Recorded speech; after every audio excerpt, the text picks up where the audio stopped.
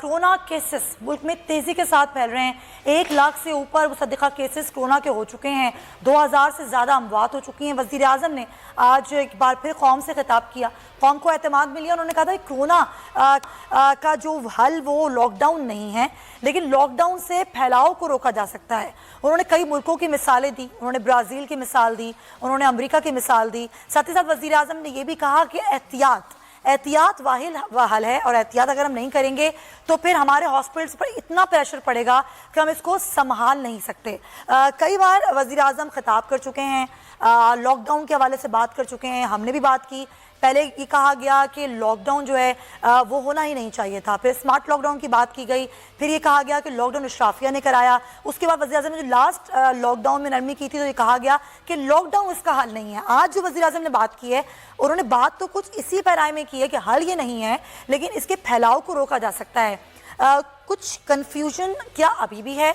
हमारे अवाम जो कि पहले ही नॉन सीरियस हैं, हम देख रहे हैं कोरोना तेज़ी के साथ फैल चुका है।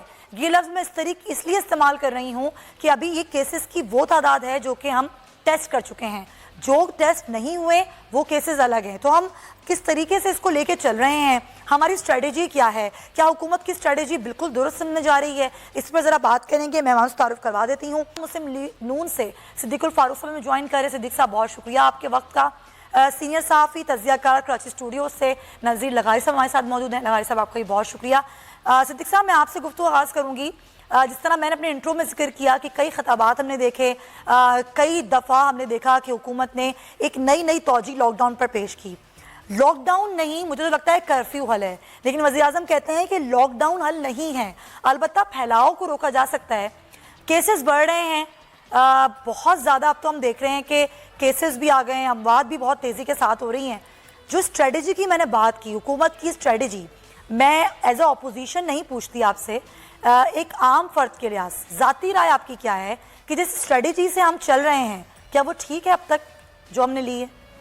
देखिए, कोरोना का मामला अब तो वाज़ेह हो गया है कि इस पर ख़ुद इमरान खान और उनके करीबी साथी बिल्कुल कंफ्यूज्ड हैं पहले दिन से। लॉकडाउन नहीं होगा, लॉकडाउन कोई हल नहीं है, ये नहीं है। फिर उसके बाद ईद से पहले इन्होंने मुकम्मल ही खोल दिया। उसका नतीजा आप देख रहे हैं। ये जो ब्लंडर पहले दिन हो गई जब इन्होंने ताफ्तान का बॉर्डर खोला और एयरपोर्ट्स भी बंद नहीं किए, बस वो दिन था और आज का दिन। इसलिए मैं बड़ी ईमानदारी से समझता हूँ कि कोरोना के साथ पाकिस्तान में जितनी अमवात हो रही हैं उनके बराह रास्त ज़िम्मेदार इमरान खान और उनके करीबी लोग हैं। और 6 जून यानी परसों अब तो असद उमर साहब ने प्रेस कॉन्फ्रेंस में ये कह दिया कि हमारे काबू नहीं आ रहा, ये बेकाबू हो गया। जी हाँ। तो ये सारी सूरत हाल, इसके साथ मईशत, उससे पहले गवर्नेंस, और जनाब स्कैंडल पे स्कैंडल, गंदम, चीनी, आप समझ लें कि मालम जब्बा हो, या इनका हेलीकॉप्टर केस हो, या BRT पेशावर हो, या भारत से गैर ममनुआ अद्वियात की दरामद हो, या दवाइयों की कीमतों में इजाफा हो, इससे और बहुत सी चीज़ें मिला लें, ये सारे करप्शन के केसेस हैं। तो करप्शन भी खुद हुकूमत वालों के अंदर है, इमरान से लेके नीचे तक, नाअहली भी इनके पास है, कन्फ्यूजन भी इनका है। और लगारी साहब से पूछेंगे, लगारी साहब जो बात सिद्दीक साहब ने की है उससे यही सवाल बनता है कि क्या हुकूमत ने कोरोना की सूरत हाल को मिस हैंडल किया और स्टिल मिस हैंडल कर रही है आपके ख्याल में? मेरा ख्याल है कि सिद्दीकुल फारूक साहब का नुक्ता नज़र ठीक है, और उन्होंने जिन चीज़ों की निशानदेही की है वो वाकई ऐसा हुआ है। 2 चीज़ों के बारे में, ये तो जब आए थे तो इन्होंने कहा था कि जी पाकिस्तान को हम माला माल कर देंगे, पाकिस्तान में ज़राए मुबादला के ज़ख़ायर भर देंगे, पाकिस्तान को अमीर मुल्क में कर देंगे, करप्शन का ख़ात्मा हो जाएगा। वो करप्शन जो माजी में हम तज़किरे सुना करते थे, वो करप्शन अब तो आर्डर ऑफ द डे हो गया है। अब वो करप्शन जो है आज इसकी जो मिसाल और माजी से भी नहीं मिलती है कि दीदा दिलेरी से लूट मार हो रही है। पाकिस्तान के ख़जाने को, पाकिस्तान के अवाम की जेब पर बरह रास्त डाका मारा जा रहा है। اور کرونا ان کے پیش نظر ہی نہیں ہے. کرونا کو ان کے لیے مسئلہ ہی نہیں ہے. ان کا مسئلہ ہے لوٹ مار کرنا. اور یہ بڑے پیمانے پر چینی کے معاملے میں انہوں نے لوٹ مار کی, ایسی اندھی لوٹ مار کی ہے کہ جناب کہ کوئی ماضی میں لغاری صاحب اگر آپ یہ بات کسی بھی وزیر کے سامنے کریں گے تو وہ تو سنیں گا ہی نہیں بات. وہ تو کہیں گے آپ کیوں بات کر رہے ہیں, یہ 20 ارب کی سبسڈی کی بات آپ نہیں کرتے اور آپ 29 ارب کی پوری سبسڈی کی بات کریں. آپ ہمیں کیسے چور کہہ سکتے ہیں؟ ہم تو چوروں کا احتساب کرنے آئے ہیں. نہیں, یہ چوروں کا احتساب کیسے ہوگا؟ چور تو ان کے آس پاس دائیں بائیں آگے پیچھے ہر طرف بیٹھے ہوئے ہیں نا, ان کے ساتھ بیٹھے ہوئے ہیں, ان کی کرسیوں کے, ان کے باقاعدہ سرکاری دفاتر میں سرکاری کرسیوں پر ایسے لوگ بیٹھے ہوئے ہیں جن کا مواخذہ ہونا چاہیے. تو یہ تو اپوزیشن کرے نا. جو انڈیا سے ادویات منگوا رہے ہیں وہ کون ہیں؟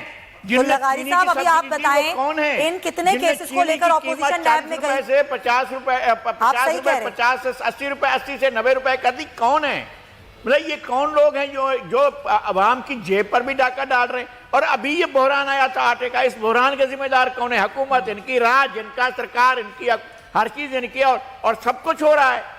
تو سوال تو یہ اٹھتا ہے نا, یہاں پہ صدیق صاحب سے سوال اٹھتا ہے. آپ نے بات بالکل جائز کی, لیکن سوال یہاں پر اپوزیشن سے اٹھتا ہے صدیق صاحب کہ پھر اپوزیشن صرف بات نہ کرے نا. جس طرح آپ کے کیسز کو حکومت نیب میں لے کے جا رہی ہے, آپ لوگ بھی نیب میں لے کے جائیں. ان کی کرپشن کو بھی جو ہے وہ اجاگر کریں. اگر آپ لوگ کہتے ہیں کہ یہ سب کچھ یہ حکومت کر رہی ہے تو جائیے جا کے قانونی کارروائی کیجئے, نیب کو کیسز دیجئے تاکہ پھر 2 سائیڈ سٹوری آئے نا سامنے عوام کے. میں یہ سمجھتا ہوں یہ اگر سوال صدیق صاحب سوال صدیق صاحب سے. جی میں یہ کہہ رہا ہوں کہ اصل مسئلہ یہ ہے کہ خود نیب قابل مواخذہ ہے بھائی. نیب نے کون سا تیر مار لیا ہے اس پاکستان کے اندر؟ لغاری صاحب یہ سوال میں ذرا لوگوں کی کردار کشی کی ہے, لوگوں کے امیج کو برباد کیا ہے اور اس چوری کو پھیلایا ہے. اس نے کہیں چوری کو قابو کرنے کی کوشش نہیں کی ہے. نیب تو ایک ایسا ادارہ ہے جس کا مواخذہ ہونا چاہیے. جب سے یہ بنائے اب تک خود نیب کا احتساب ہونا چاہیے کہ نیب نے اس ملک کو کتنا نقصان پہنچایا ہے. نیب نے پاکستان کا سیاسی وقار, پاکستان کی بہت بڑا امیج, پاکستان کی ایک پازیٹیو امیج تھا, اس کو تہس نہس کر کے رکھ دیا. لغاری صاحب کون کرے گا مواخذہ نیب کا؟ میرا خیال ہے کہ عوام کریں گے, پاکستان کے عوام کریں گے. اگر یہ سیاسی جماعتیں نہیں کریں گی, اگر یہ سیاسی جماعتیں ڈٹ کر سامنے نہیں آئیں گی تو پھر عوام آئیں گے اور عوام آ کر ان کا مواخذہ کریں گے. اپنی بات تو کرتے نہیں, سپریم کورٹ میں چلے جاتے ہیں. اور جی ہمارے فارن جو وہ ہیں فنڈنگ کیسز ہیں اس کو نہ کھولیں نا پلیز. سپریم کورٹ میں جا کر پہنچ جاتے ہیں, کہتے ہیں جی BRT کا معاملہ نہ کھولیں نا, FIA نے دے دیا بس, FIA کی دینے کے بعد اب اس کو نہ جائیں, اب سپریم کورٹ اب اس کی نئی انکوائری نہ کروائیں. کیا بات ہے بھائی؟ اور آپ اپنے معاملات کے بارے میں سپریم کورٹ میں چلے جاتے ہیں, کہتے ہیں اس کی بات ہی نہ کریں. اور اپوزیشن کے بارے میں نئے آپ کے فتوے آتے رہتے ہیں, ایک کے بعد دوسرا فتوہ, دوسرے کے بعد تیسرا. بالکل لغاری صاحب آپ کا پوائنٹ آ گیا ہے, لیکن وہی سوال میں دوبارہ دہراؤں گی. میرا سوال تو وہیں کا وہیں ہے کہ مجھے سمجھ میں یہ نہیں آتا کہ اگر حکومت کیسز کو لے کر جا رہی ہے, حکومت بتا رہی ہے کہ جی اس کیس کو ہم FIA کو بھیج رہے ہیں, اس کیس کو ہم نیب کو بھیج رہے ہیں, تو اپوزیشن کیا کر رہی ہے؟ صدیق صاحب اپوزیشن بھی تو جائے نا عدالتوں میں. اگر آپ کو لگتا ہے کہ یہ سب کچھ حکومت کی ناک کے نیچے ہو رہا ہے, یہ حکومت تمام تر چیزیں کر رہی ہے, تو حکومتی لوگوں کے خلاف جا کے آپ لوگ کیسز عدالتوں میں لے کے جائیں, قانونی کارروائی کریں اور سامنے لے کر آئیں عوام کے.